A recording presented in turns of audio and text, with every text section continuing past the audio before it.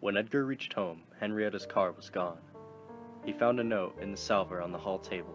It read, 1:30. Edgar. Tried to get you all morning, but the phone is still out of order. The radio doesn't say much, but I am frightened. Nevertheless, I am off to do the grocery shopping. I hope the stores aren't crowded. I do think that henceforth I will shop on Tuesdays or Wednesdays instead of Saturdays. Hadn't we better have both cars filled with gas? There may be a shortage. You remember how it was last time, with those silly A and B ration cards. You didn't leave any money when you rushed off this morning, but I can always cash checks. It may be hard for a while, but life goes on. Henrietta. Edgar went up to the master bedroom and sat on the edge of the bed. What a fool she was. Life goes on, she said. How could life go on with no Federal Reserve, no Treasury, no Wall Street, no bonds, no banks? Henrietta didn't understand it at all. How could life go on if dollars were worthless? How could anybody live without dollars, or credit, or both?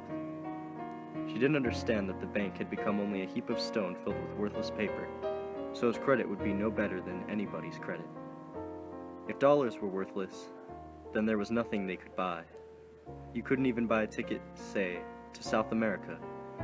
And even if you could, how would you get to the airport? Grocery shopping, indeed. How would they shop a week or a month from now?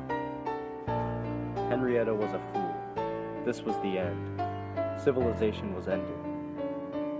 Of one thing, Edgar was certain. He would not be crushed with the mob. He had been a banker all his life, and that was the way he was going to die. A banker. He would not allow himself to be humiliated. He would not be reduced to begging gasoline or food, and be dragged down to the level of probationary teller. He thought of all the notes outstanding, and that now would never be paid, and how his debtors must be chuckling.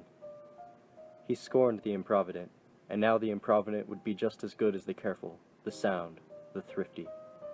Well, let them try to go on without dollars. He would not accept such a world.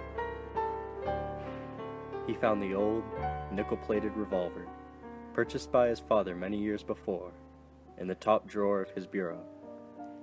Edgar had never fired it. The bullets were green with mold, and the hammer rusted. He put it to his temple, wondering whether it would work.